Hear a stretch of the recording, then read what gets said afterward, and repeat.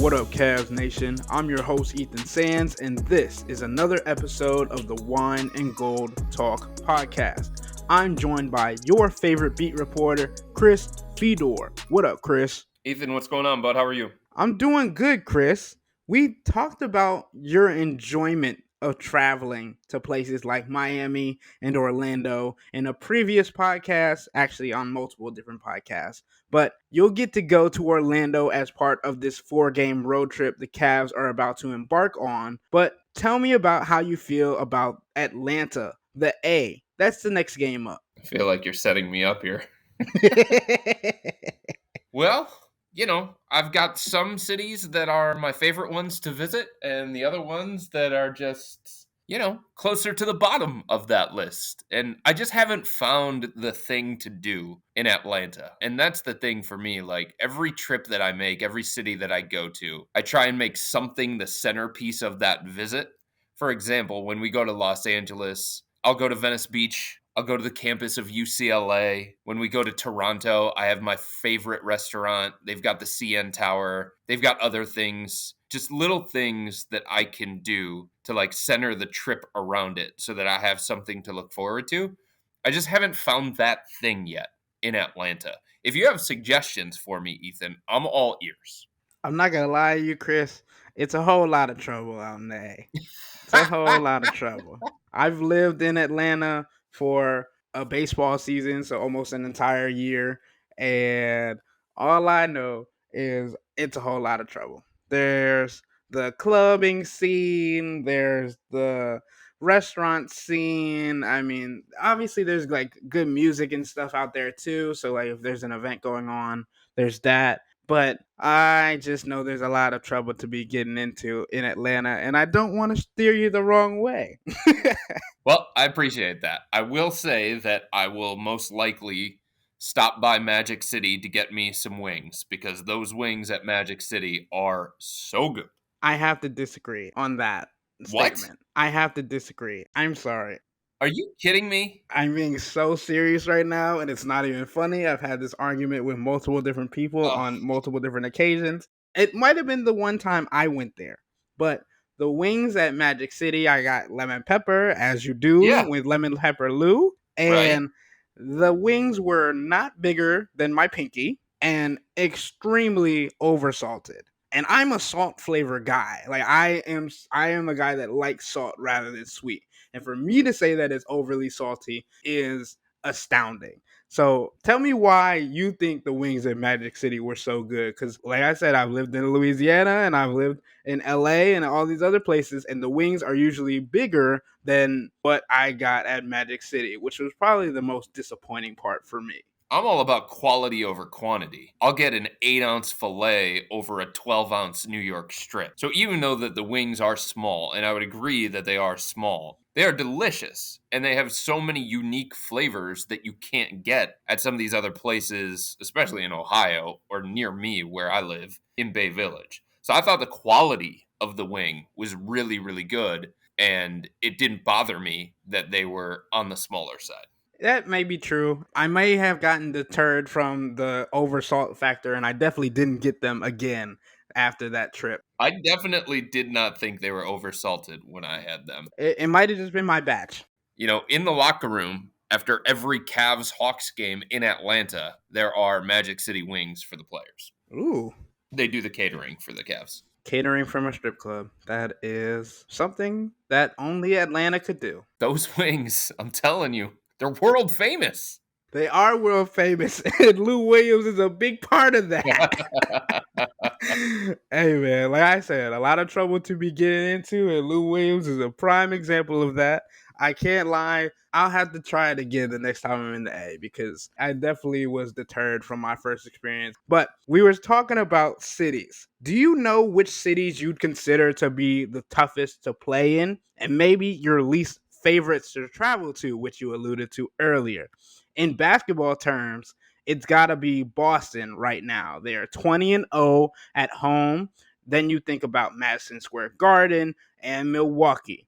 Any other places come to mind? Yeah, Denver. Denver is a great home court advantage for the Nuggets. Number one, it is loud as can be. Number two, the altitude. It's bothersome to teams that aren't used to it. It's not a secret that the Denver Nuggets are one of the best home teams in the NBA since they've had the Nikola Jokic era going on there. But a big part of that is just the environment. It's a really difficult place to play. They're 17-4 this year at home. You saw what it was like for them during a playoff run. It obviously doesn't get to that level in the regular season, but they went 34-7 at home last year.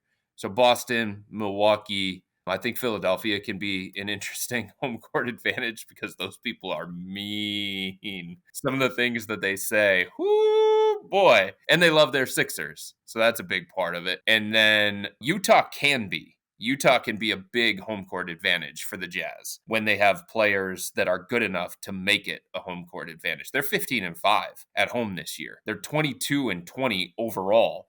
So they're just completely different on the road. But like any of those altitude related places are always going to be really difficult for an opposing team to go into and try and get a win. And I think Oklahoma City, it feels more like a college environment because it feels like the seats are like right on top of the court. And that place, when that team is playing well, and they've got a lot of young players to build around, and they've got Shea Gilgeous-Alexander, an MVP candidate who is beloved in that area, that place can get really raucous. Yeah, that's what I thought you meant when you said it is like a college campus because most of those guys are under 26 years old.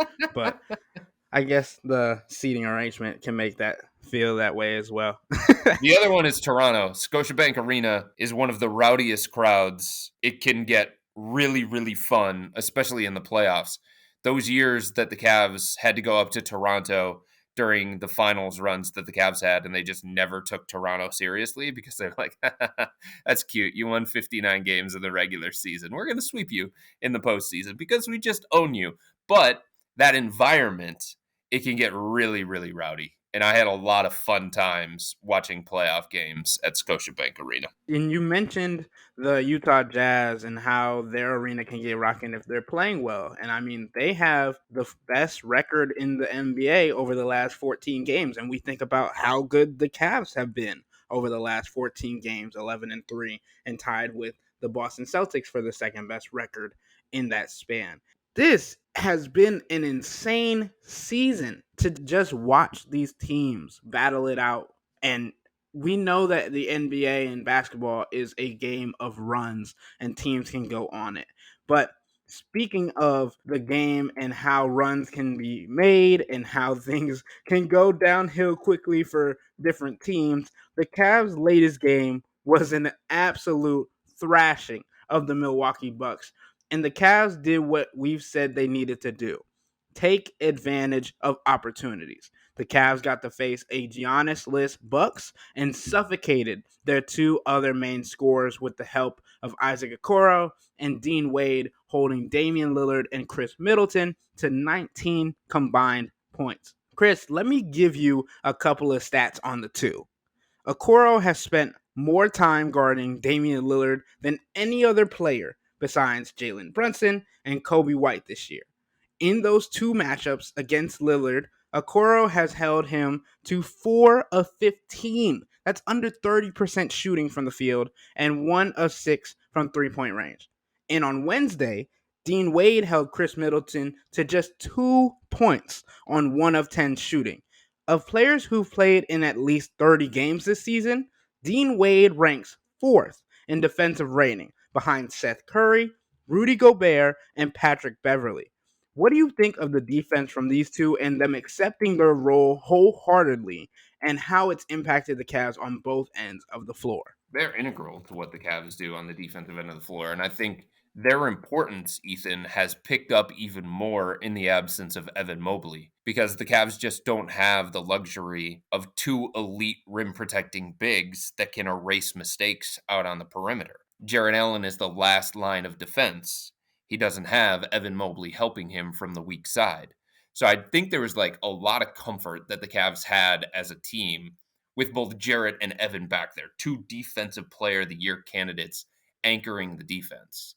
And I think they felt like we don't have to be so great at the point of attack. We don't have to always stay in front of our man. We don't have to have the sharpest closeouts and stuff like that. because there was just a belief that Jarrett and Evan were going to protect them and they were going to erase mistakes. And in the past, that's what's been the case. But when you take Evan out of the equation and now it's only Jarrett back there, that's like a lot of pressure to put on Jarrett if you're not strong at the point of attack, if you have sloppy closeouts, if you have communication breakdowns, if you don't get physical and fight through screens and things along those lines. So to me, Isaac and Dean picking it up on the perimeter and limiting those elite players that the Cavs are playing against has allowed this defense to stay afloat despite the fact that they haven't had Evan Mobley. In fact, not even stay afloat. Like they've risen up the standings on the defensive end of the floor. And yeah, Jared Allen being the anchor is a big part of that. Him finishing possessions and not giving up second chance opportunities is a big part of that as well.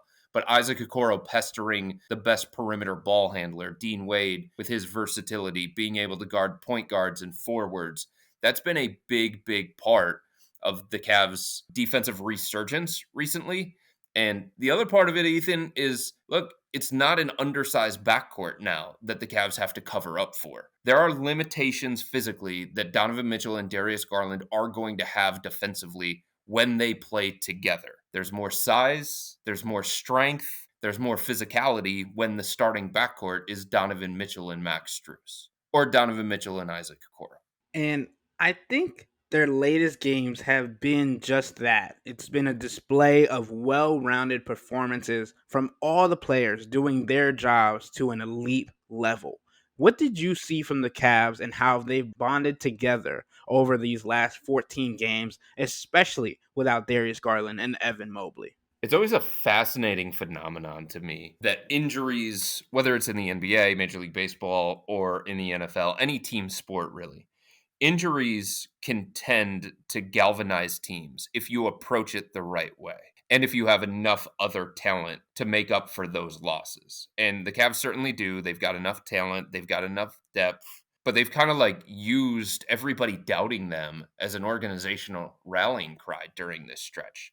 And they've bonded together and they've gotten tighter because it's like the mentality of a competitive team is number one, I've got to do more so I don't let the other guy down. And it's like you have to appreciate the people that are there because you understand what's missing. And you have to count on guys that maybe you wouldn't have to count on at the beginning of the season. And sometimes it creates opportunities for Sam Merrill, Craig Porter Jr., Dean Wade's getting a bigger opportunity. Isaac Okoro's getting a bigger opportunity. And they understand that when Darius Garland comes back and Evan Mobley comes back and the team is closer to full strength, the same opportunities that they're getting right now are not going to be as readily available. So they've got to capitalize on these opportunities. They've got to show that they can do more. They've got to earn the trust of the coaching staff so that when the team gets closer to full strength, it's a more difficult decision. And I think all these different guys understand because this team is so talented and so deep that it is hard for them to get minutes when the team is close to full strength. So they are doing everything that they can do to be ready and to show that they're willing to do whatever it takes for the betterment of the team to stay in the rotation. And I think that level of motivation, when you're talking about talented guys, I think that can take you a long way. And it's increased the confidence of Sam Merrill. It's increased the confidence of Dean Wade. And that's one of the things to me, Ethan, that's been so impressive about this recent stretch where the Cavs are 11-3 in their last 14. Yeah, like a big part of it is Donovan Mitchell and Jared Allen are both playing like all-stars. It starts there, but it's other guys stepping up on a nightly basis. Dean Wade making shots in the fourth quarter, Sam Merrill with a career high, George Niang, career high last night. So it hasn't only been the Donovan Mitchell show or the Donovan Mitchell and Jared Allen show. It's been a true team effort, and they're getting contributions up and down this lineup that it's going to make it difficult for JB Bickerstaff when he has to make some of these lineup and rotational decisions when the team gets closer to full strength. Right, and you mentioned it, Chris, especially with how these guys are playing and trying to do everything they can to earn minutes for when the other 40% of the starters come back. It's like, I know I'm going to be riding the bench. Let me get mine now. Let me show you some or what I can bring to the table now instead of waiting, not being prepared and not waiting for an opportunity. But we're going to take a quick break. We're going to discuss the moves that JB Bickerstaff has made with the 40% of his starting lineup on the injured list and how his decisions and rotations have impacted the Cavs over their 6-game winning streak. But before then, become a Cavs insider and interact with Chris and I by subscribing to Subtext. Let us know if you think JB Bickerstaff should retain his job after the season with how he's held the Cavs together thus far, or if it's too early in the season to tell.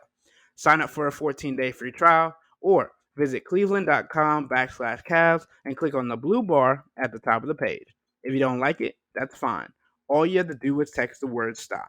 It's easy, but we can tell you that the people who sign up stick around because this is the best way to get insider coverage on the Cavs from myself and Chris.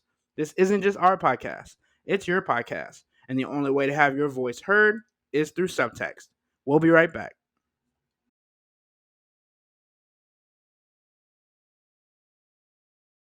All right, we're back. The Cavs came into Thursday night tied for the second best record over the last 14 games at 11-3, tied with the Boston Celtics and behind the Utah Jazz, as we mentioned earlier in the show.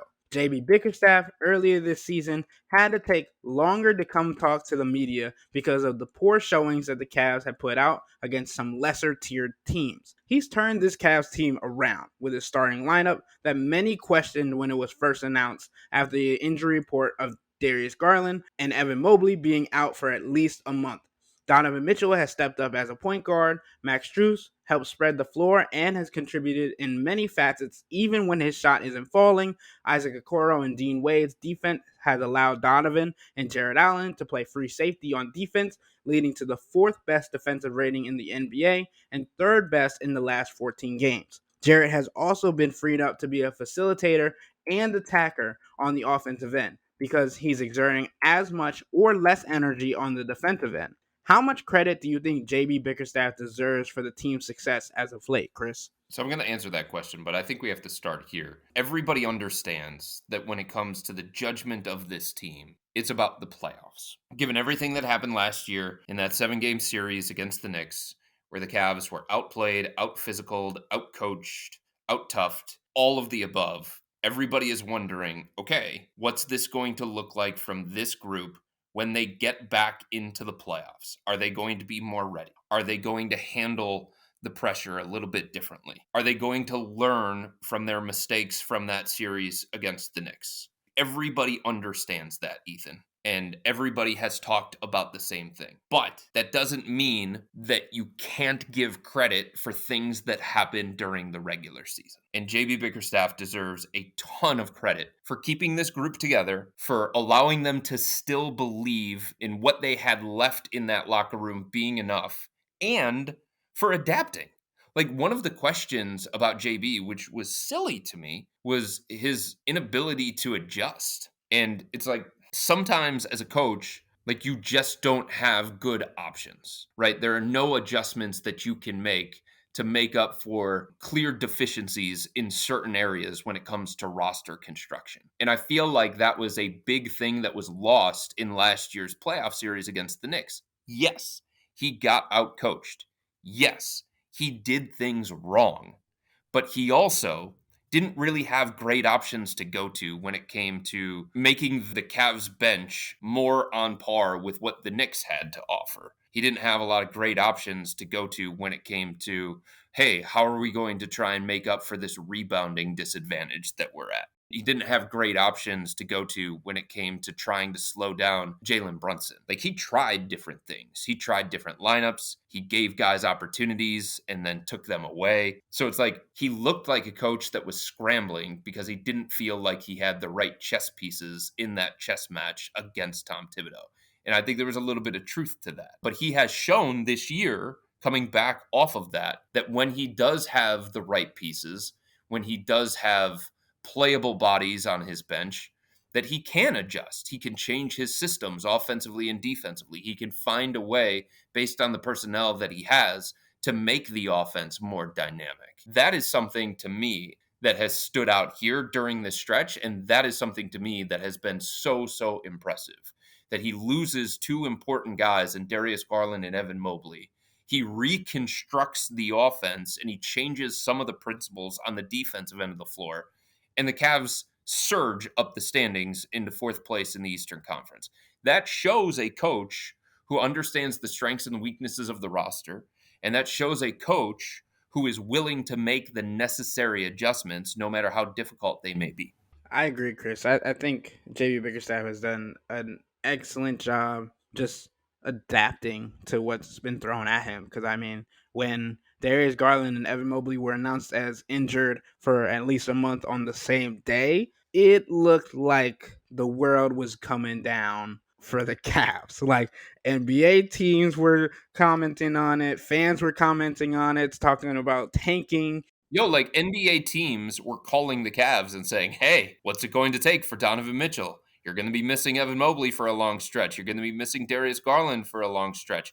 You ready to be sellers?" Like people around the NBA were lurking, hoping that the Cavs would make some of their more important players available because they smelled blood in the water. Yeah, and it's insane to think about how closely other NBA teams are watching when it comes to that kind of stuff, especially when it comes to a player like Donovan Mitchell. And there were already rumors that Donovan Mitchell didn't want to be here. And then upper management of the Cavs shut that down, saying that there was no thought of trading Donovan Mitchell after all the rumors have been spiraling that he was going to be on the trading block, even when he has another year on his contract, even when the Cavs have been having success with him at the point guard spot. All of these things and the rumors were still spiraling. But with that being said, I want to move to a different player as of his experience and performance last night. We talked about the offense have changed to a 3-point centric arsenal. We've talked about that on multiple podcasts. And yesterday, George Niang, I mean, I remember saying to Chris about 3 shots into the game, I said, this could be George Niang's legacy game. And I wish I would have tweeted it out or something because this was an absolute, Oh, it was a masterclass. oh my goodness. And it was shown on the Jumbotron of George Niang having 2,000 points in high school, 2,000 points in college. And I feel like that kind of initiated him, like, oh, let me remember who I am real quick. Drink from this fountain of youth and just go off for 33 points. George Niang made history as no player in NBA history has scored more points on better field goal percentage off the bench in a single game than George did on Wednesday. Can you speak on the performance that we witnessed from George and the energy that is revolving around this team right now? Well, yeah, I mean, like, obviously the Cavs brought him in for a reason, Ethan, and they believe in his ability to space the floor and knock down playoff threes and make other guys around him better because the defense has to always pay attention to where he is and what he's doing. His shooting numbers, his efficiency, it's been spotty throughout the course of this season, but his impact is felt. And look, like he has deficiencies on the defensive end of the floor. There are times where opponents target him and pick on him, and his inability to move his feet on the perimeter will prevent them from switching things as frequently as they do when Jared Allen and Evan Mobley are in the game and stuff like that. But like, this is the kind of guy that helps your offense. This is the kind of guy that raises your offense's ceiling. And a big reason why the Cavs are able to take as many threes as they have during this stretch and make as many threes as they have during this stretch is because they have so many capable outside shooters. Even if the percentages aren't there for Niang, even if they're not there for Max Strus, those guys are capable. They're high volume shooters, and high volume shooters command a different level of attention from an opposing defense. And it just allows the offense to function a different kind of way. So I've always been somebody, Ethan, who has looked more at impact than production. And I think the impact that Niang has brought here, both on the court and off the court, is something that is hard to measure just by looking at the box score. Because I just think there are so many little things that he does for this team that are really, really beneficial. And a big reason, Ethan, why they can play so many 4-shooter lineups is because they think Niang is worthy of those minutes. And they believe that if you're going to take Evan Mobley and Jared Allen and split those two guys up throughout the course of a game when this team finally gets to full strength, you have to believe that you have some other thing to go to within a lineup that is going to differentiate you and it's going to offset what you're missing out on the defensive end. And if Niang can continue to provide such an offensive jolt, then it's easier for JB to say, well, we're going to split up Evan and Jared a little bit more and keep using these 4 shooter lineups. Right, and we talk about players that have played their role to a T this year. We've mentioned Isaac Okoro, we've mentioned Dean Wade. Max Strus falls into that category as well. We know how important he is for that team and how he does little niche things on the offensive and defensive end to keep the team rolling. And it just feels like this team has found its rhythm. Like, you think about the roles that are being played by rotational players accurately and effectively and efficiently. And then you think about Donovan Mitchell having 31 points and barely being talked about yesterday because that's expected from him. But it feels like the Cavs are in a really good spot right now. And they play the Atlanta Hawks on Saturday. And then they go and play the Orlando Magic and then the Bucks twice before returning home to Cleveland. So a 4-game road stretch. I gave my prediction yesterday, Chris, but I wanted to get your prediction on this 4-game road trip. Okay, but before you get into that, really quick, I want to say something else about Niang because I think sometimes this gets lost as well. Part of the beauty of having a guy like that, a quote unquote role player or a shooting specialist, is he doesn't need that many touches per game, right? He can still find a way to make an impact and fill in the gaps of what the Cavs need without hogging touches,